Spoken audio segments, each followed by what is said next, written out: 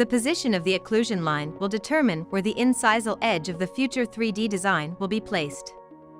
For calibration purposes, adjust the scan position using the tools on the arch as if it was sitting on the horizontal grid line. Use the screen grid to help position it.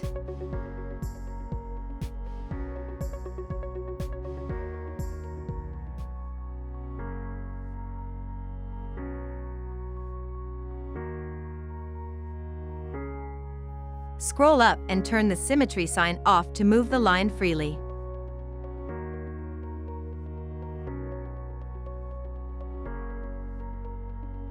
Position the target so that a continuous line forms at the tip of the posterior buccal cusp and anterior incisal edge surrounding the entire arch.